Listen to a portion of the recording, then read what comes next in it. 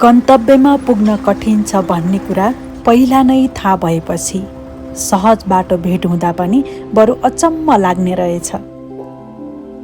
लामो यात्रा, बाटो असहज, तर ठाउँ भने कल्पना भन्दा बाहिरको।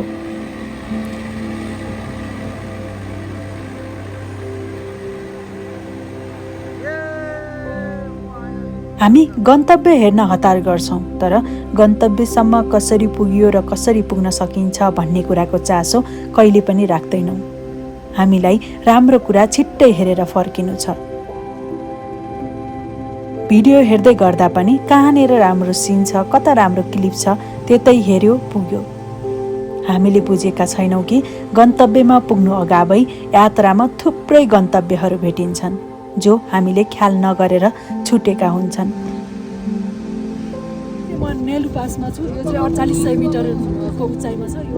यसपटक हामी लिमी भ्यालीलाई फनक्कै फन्को मारेर हिल्सा हुँदै यारी हुँदै सिमीकोट त निस्किने नै छौँ।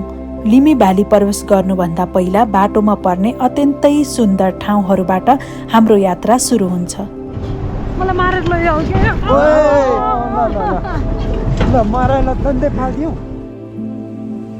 एकछिन स्किप नगरेर सिधै भिडियोको मध्यभाग वा अन्तिममा चाहिँ नपुग्नु होला है। हामी सँगसँगै 14 घन्टाको ट्र्याक्टर यात्रा गर्नुपर्छ। ट्र्याक्टरबाट कैद गरिएका मनोरम दृश्यहरू हेर्नुपर्छ। आज सँगसँगै लिमी भ्याली पुग्नुपर्छ है त। Guys good morning. फाइनली एउटा सपना चाहिँ पुरा हुँदैछ। अनि रातभर त्यो रलिङ गुम्बाको भिडियो एडिट गरे भएर चाहिँ त्यो सास पनि आइरहेको छैन क्या, 5 मिनट पनि निदाएको छैन। अनि त्यही पनि लिमीको यात्रा सुरु हुँदैछ। अनि हामी यहाँ धेरैजना छौँ, धेरैजना। अनि गाडी यता छ, यो गाडी हो कि ट्र्याक्टर हो कि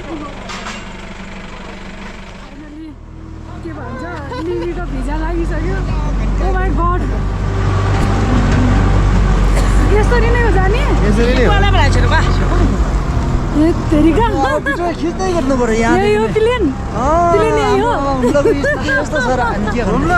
त भएन, म त हेली होला सोचेँ।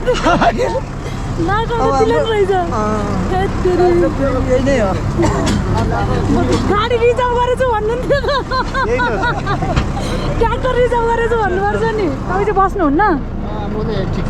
ठिक छ। लिमी जानको लागि हिँडेर बाहेक अर्को विकल्प छैन। यदि त्यो छ भने ट्र्याक्टर मात्रै हो। पहिला नै सुनेको कुरा थियो, तर पनि मलाई चाहिँ गाडीकै आश थियो, गाडी पो बुक हो कि भनेर। तर ट्र्याक्टर रहेछ, त्यही पनि केही छैन। लाग्न पुगियो। लाग्नबाट सिमीकोटको भ्यू पनि राम्रै खुलेको देखिन्थ्यो।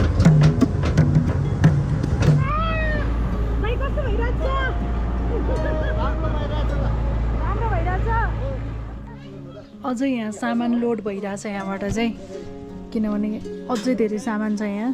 अनि लगभग आधी घन्टामा यहाँ आइपुग्यो, आधी घन्टा 1 घन्टा जति। यस्तो टाउको दुखिरहेछ मलाई चाहिँ।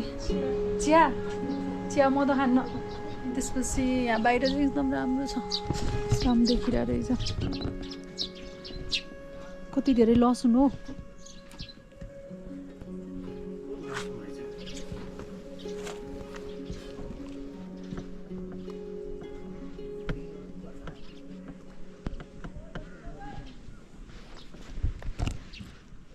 यस्तो कुल वेदर छ अहिले चाहिँ।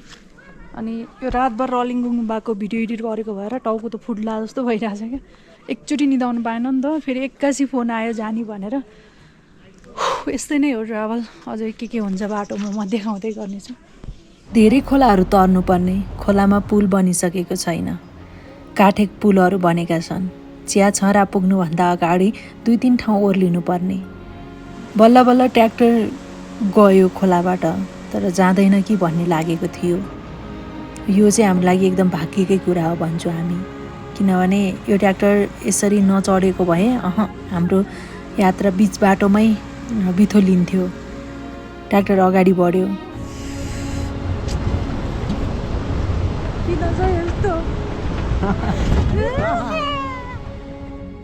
चिया छराको बारेमा योभन्दा पहिला मैले धेरै पटक हुम्लाका लेखहरू र किताबहरूमा पढेको कुरा हो, सुनेको कुरा हो। तर आज आफ्नै आँखा अगाडि देख्न पाउँदा अचम्म लागिरहेको थियो। तर मैले चिया छराको बारेमा धेरै फरक डरलाग्दो कुराहरू पढेको थिएँ।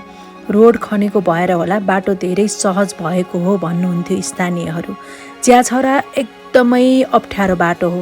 योभन्दा पहिला पनि धेरै एक्सिडेन्टहरू भइसकेका छन्। ट्र्याक्टर भने चढ्यो। सधैँ आवत जावत गर्नेहरूलाई यी बाटाहरू सामान्य हुन्। खोला तर्नु, भिर नागेर हिँड्नु। तर हामी कहिलेकाहीँ यात्रा गर्नेहरूका लागि आँखै रिङ्ने बाटोबाट यात्रा गर्नुपर्छ। फेरि अप्ठ्यारो बाटोमा सहज यात्रा भने पक्कै छैन। यो ट्र्याक्टरले यति धेरै हल्लाउँछ कि आफ्नो जिउ नै आफ्नो होइन भन्ने बनाउँछ। फेरि त्यही दुखेको जिउलाई ओह्रालेर कतै कतै हिँड्नुपर्ने बाध्यता। हामी मात्र होइन ट्र्याक्टरमा हिँड्ने, लिमी जाने र लिमीबाट फर्किनेहरू पनि ट्र्याक्टरमै फर्किन्छन्। फेरि तपाईँहरूको मनमा यस्तो प्रश्न पनि आउला, हेली जाँदैन? पैसा हुनेहरूको लागि हेली पनि जान्छ। ब्रेकअप पेन साला कहिलेकाहीँ ट्र्याक्टर चढेछ हुम्लामा त्यस्ता ब्रेकअप चढेको पेन केही होइन। हुम्लामा एकचोटि ट्र्याक्टर चढ भाइ ट्र्याक्टर। ताकार खोला कटेपछि चिया छहरा हुँदै ढारकेर्मी पुगिन्छ। ढारकेर्मीबाट अलि अगाडि बढेपछि सल्ली खोला भेटिन्छ। सल्ली खोलाबाट दायाँ हुँदै हामी लिमीको यात्रा सुरु गर्छौँ र बायाँबाट एल्बाङ यारी हुँदै हिल्सा निस्किन्छ। सल्ली खोलाबाट लगभग आधी घन्टा भित्र पुगेपछि हामी नौलथाङ पुग्छौँ। नौलथाङ लेकदिङा हुँदै पनि पुग्न सकिन्छ।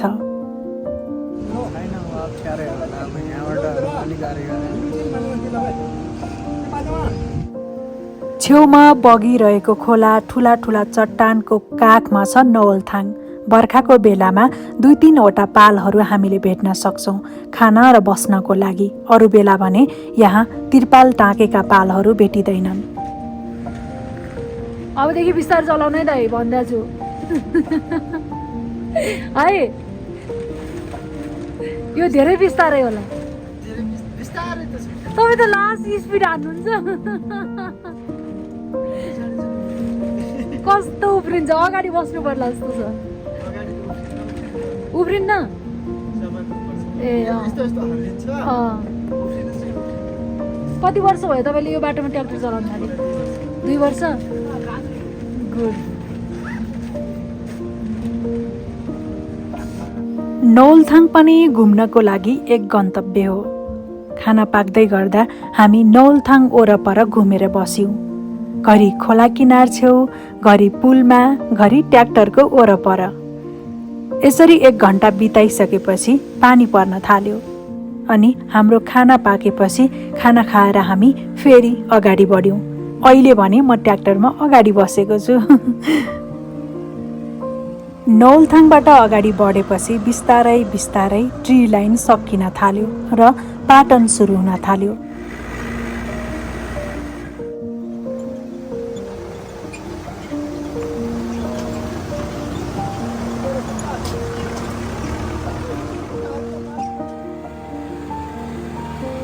अगाडि बसेपछि केही राम्रो सिन खिच्न पाइन्छ, हेर्न पाइन्छ भनेर बसेको हो। तर यहाँ पनि उस्तै दुःख थियो। बेसरी अड्डाएन भने लड्ने सम्भावना। पछाडि बस्यो भने राम्रो खिच्न नपाइने र झन् धेरै उफार्ने। बाटो उकालो लाग्यो। तल तलका पाटनहरू हेर्न झनै मजा आयो। तर उकालो बाटो भने साह्रै नै अप्ठ्यारो थियो।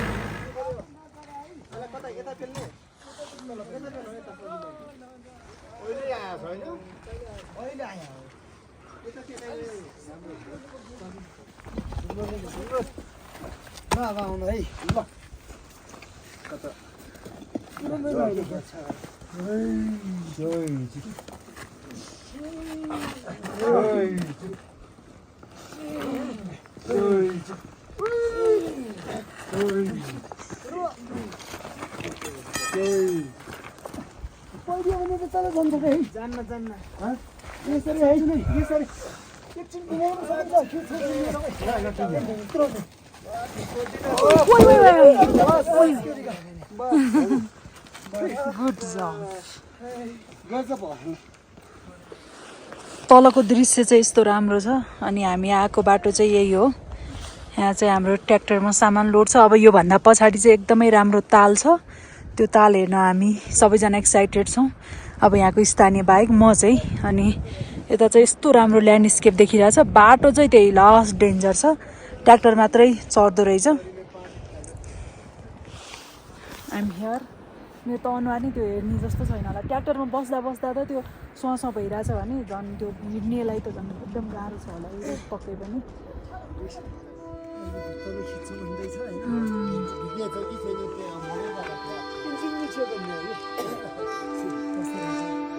उकालो कटेपछि लगभग 4200 मिटरको उचाइमा रहेको सेलेमा ताल पुगियो। तालको छेउछाउबाट गाडी गुड्ने बाटो बनाइएको रहेछ। तालको छेउमा पलेटी कसेर धित मरुन्जेलसम्म हेर्न मन थियो, तर बाध्यता भने अर्कै थियो।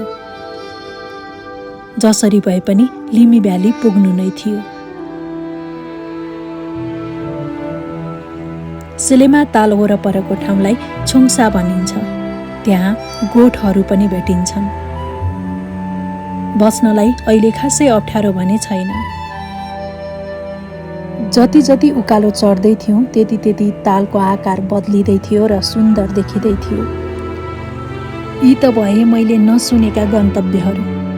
यो पनि एउटा गन्तव्य हो, सेलेमा लेक। त्यसपछि आयो मैले एकदमै धेरै सुनेको न्यालु पास। ओहो, मनमा यस्तो धेरै त्यो एउटा आतङ्क फैलिरहेको थियो। थाहा छैन मलाई किन यस्तो यो पासले मन चोरेको छ। हुन त मैले धेरै किताबहरूमा पढेको भएर पनि होला। आफूले थाहा पाइरहेको चिजहरूमा पुग्न छुट्टै मजा लाग्छ नि, होइन? म नेलु पासमा छु। यो चाहिँ 4800 मिटरको उचाइमा छ। यो चाहिँ मैले धेरै किताबहरूमा र हुम्लाको धेरै कुराहरूमा नेलु पास भनेर सुनेको। अब यहाँबाट चाहिँ लिमी भ्याली सुरु हुन्छ र अति नै चिसो छ अहिले चाहिँ। यता चाहिँ लिमी भ्याली आउँछ सुरु हुन्छ। फाइनली ड्रिम्स चाहिँ एकदम पुरा भयो मेरो न्यालु पास आउने। करिब 5000 मिटरमा अवस्थित न्यालु पास हिउँदको समयमा 3-4 फिट हिउँ परेर ठप्पै हुन्छ। यो मात्र होइन, हुम्लामा 2वटा पासहरू 6 महिनाको लागि बन्द जस्तै हुन्छ, नारा पास र न्यालु पास। नारा पासले हिल्साको जनजीवन कष्टकर बनाउँछ भने न्यालु पासले लिमीको जनजीवन कष्टकर बनाउँछ। अहिले पनि 4-5 दिनसम्म डोजर लगाएर खुलिएको बाटो हो यो। हुन त हामी सल्ली खोलाबाट अगाडि बढेपछि लिमी भ्याली नै भन्छौँ, तर असली लिमी भ्याली भने अब सुरु हुँदो रहेछ। हिउँको बाटो छिचोल्दै ओह्रालो लागेपछि लगभग 1 घन्टाको ओह्रालो झरेपछि समथर भ्यालीमा पुगियो। त्यहाँ पुग्दा 6 बजेको थियो। सधैँ जसो पाटनमा चरेर चौरी गाईहरू गोठको छेउमा फर्किसकेका थिए।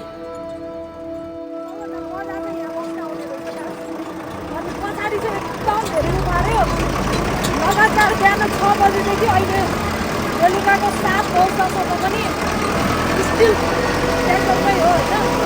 अहिले चाहिँ फाइनली लिमी भ्याली पुरा हामी प्रवेश गरेका छौँ। 7 बज्दासम्म पनि यहाँ उज्यालो होइन, र भोइस 5-6 जना छौँ। पछाडि हुनुहुन्छ लगभग 6-7 जना। मेरो सिट चाहिँ यहाँ हो। ट्र्याक्टर भन्ने बित्तिकै सामान ओसार पसार गर्नको लागि हो, मान्छे बस्नको लागि होइन। यो सहरमा मात्र परेको हुन्छ, तर हिमाल पहाडमा भने एउटा भरपर्दो यातायात हो ट्र्याक्टर। ट्र्याक्टरको कुनै पनि भागमा नबसेको ठाउँ थिएन होला।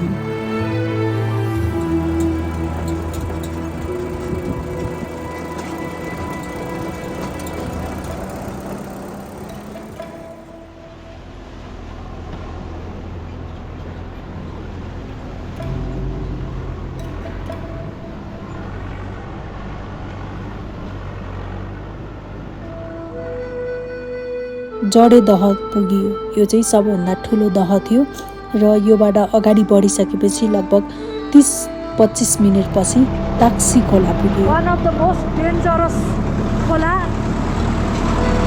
अहिलेसम्मकै सबभन्दा ठुलो खोला।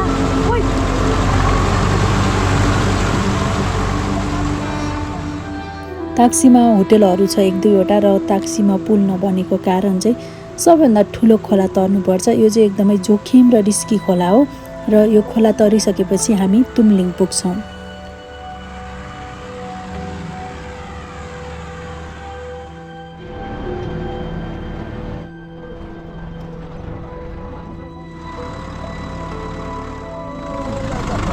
धन्यवाद धन्यवाद। फाइनल्ली गाइज बिहान 6 बजे चढेको अहिले 8 बजे पुग्यो। 8 बज्दासम्म पनि यहाँ यस्तो उज्यालो छ। अनि हामी आज बस्नेछौँ होटल माफम युङछो। अरू केही भन्नै सक्ने अवस्थामा छैन। हातको फोकाहरू उठेछ त्यो ट्र्याक्टरको त्योहरू समाउनले। आएकोहरूले सामानहरू झिक्दै हुनुहुन्छ यता। यही हो ताक्सी र तुमलिङको त्यो बिहानी जसले अघिल्लो दिनको सबै दुःख बिर्साइदियो। दुःख उसैले दिन्छ जसले सुख दिन जानेको हुन्छ।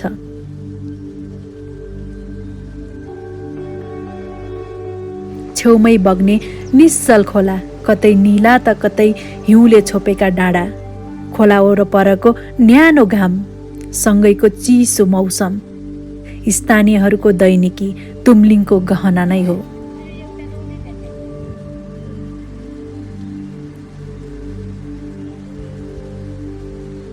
छिनमै घाम छिनमै बादल आजभोलिको मौसमले तुमलिङको सुन्दरतालाई अझै बढाएको थियो।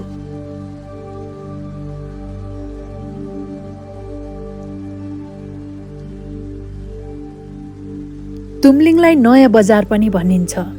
हल्जी, तिल र जाङका स्थानीयहरूले चौरी पालनसँगै होटेल व्यवसाय पनि सञ्चालन गर्दै बसेका छन्।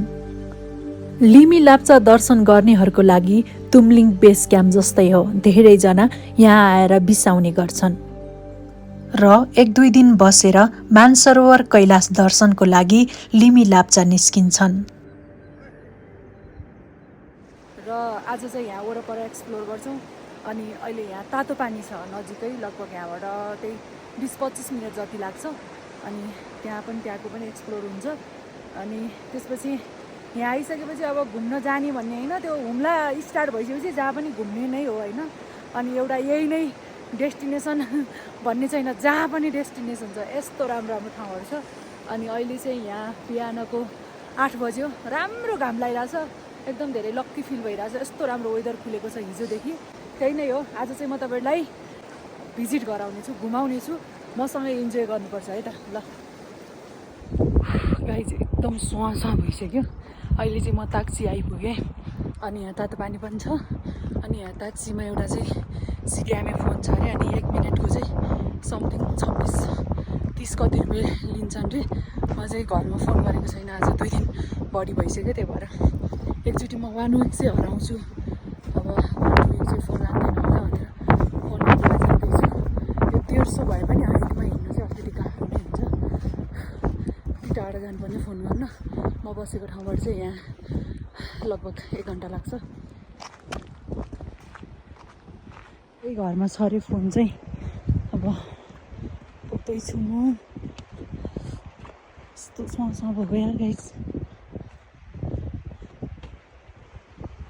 यस्तो राम्रो छ वेदर। आज 2 दिनदेखि चाहिँ एकदम दामी खुलो छ।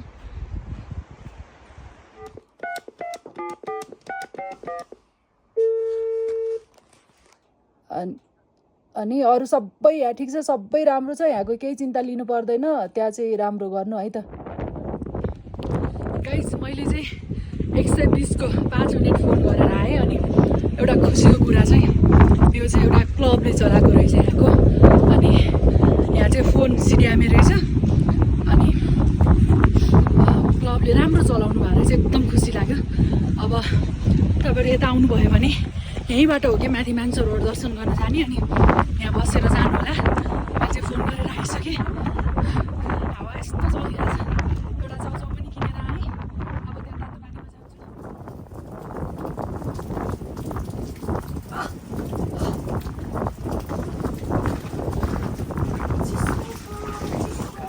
नुहाउने त भन्यो तर एकदम धेरै हावा चलेछ।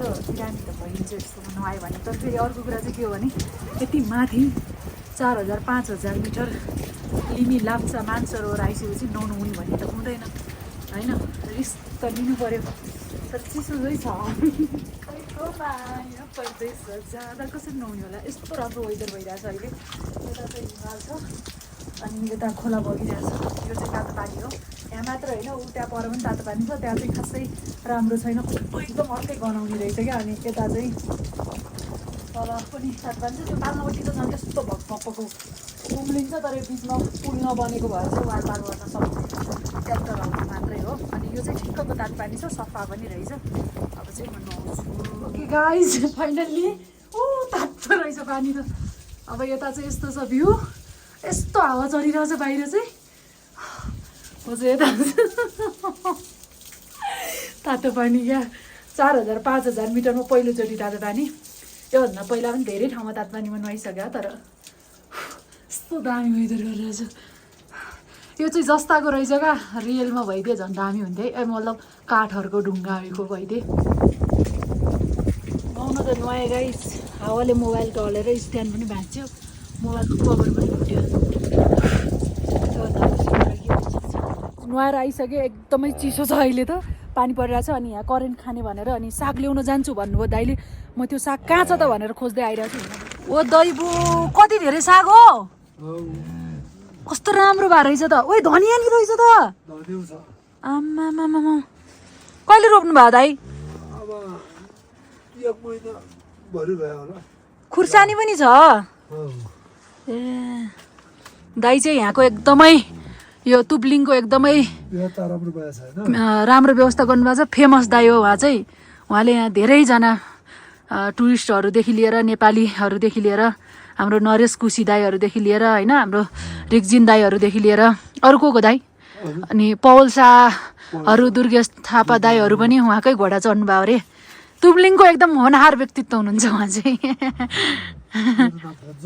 के हो अरे दाई तपाईँको नाम फोन्जोक तामाङ अनि यस्तो मेहनती हुनुहुन्छ कति धेरै काम गर्नुहुन्छ क्या चौरी दुनेदेखि लिएर सब ल पुग्छ होला त्यति सागले अब धनियाँ नि लैजानु अलिकति दालमा पनि हाल्ने अलिकति लैजानु न त फेरि तुम्लिङको दाइ लोभी हुनुहुँदो रहेछ भन्ला नि फेरि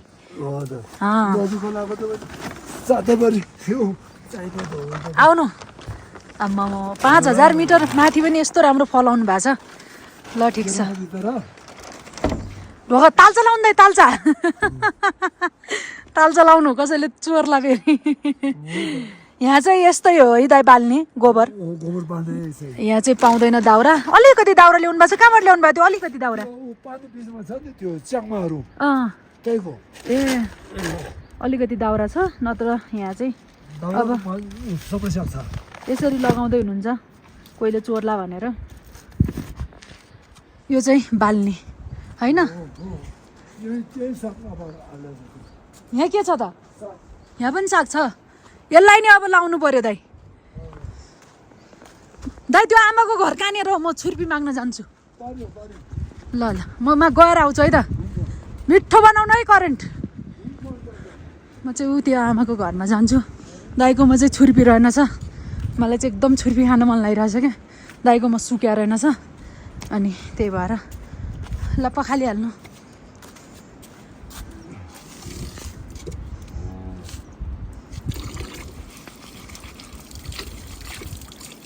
दाउराको रूपमा चाहिँ यही बाल्ने गरिन्छ यहाँ चाहिँ अनि यही हो यहाँको दाउरा किनभने यहाँ त रुखहरू छैन नि त अनि आमालाई चाहिँ छुर्पी दिनुहुन्छ कि दिनुहुँदैन जाउँ है त गाइज आमा के गर्दै हुनुहुन्छ हौ चौरी धुने अब ए छुर्पी छ तपाईँसँग कति नि छैन थोरै दिनु न मलाई म पैसा दिन्छु नि हजुर घिउ छ छुर्पी दुईटा छुर्पी दिनु न दुईटा जम्मा दुईटा मलाई एकदम खान मन लागिरहेछ क्या त्यहाँ साउजी कहाँ रहेनछ के म पैसा दिन्छु नि आमा छैन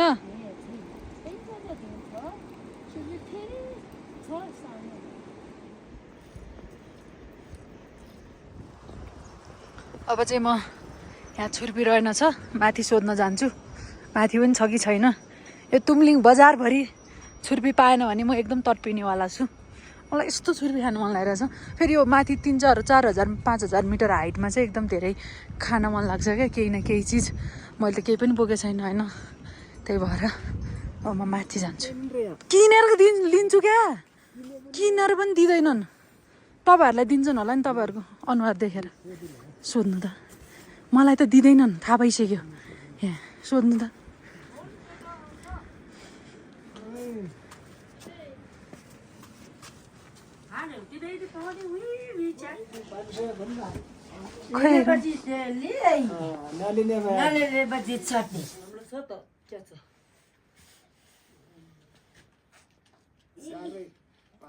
कस्तो अर्कै छ त हेर्दै हो र खै रोटी जस्तो देखाउनु त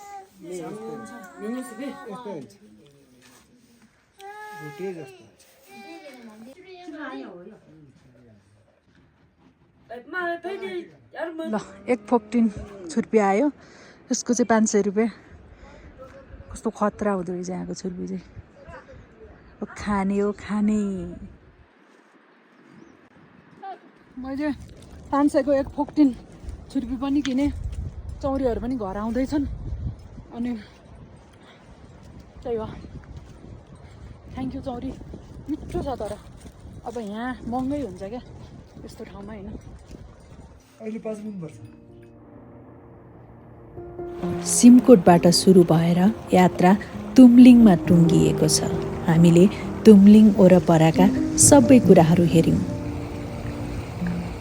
ढुङ्गा जस्तै अड्डिरहन नदी जस्तै बगिरहन अझै निरन्तरता दिइरहन मान्छेलाई चाहिँ हौसला साथ र प्रतिक्रिया चाहिन्छ प्रकृतिलाई हो केही पनि नचाहिने ऊ त आफ्नो अडिग भएर बाँच्न सक्छ तर मान्छेलाई भने साथ सहयोग चाहिन्छ तपाईँहरूलाई यो भिडियो कस्तो लाग्यो कमेन्ट गर्नुहोला एकदमै मन परेको छ भने सेयर गरिदिनुहोला च्यानल सब्सक्राइब गर्न छुट्नु भएको छ भने सब्सक्राइब गरेर जानुहोला अब आउने हप्ता हामी लाप्चा जानेछौँ मानसरोवर कैलाश दर्शन गर्न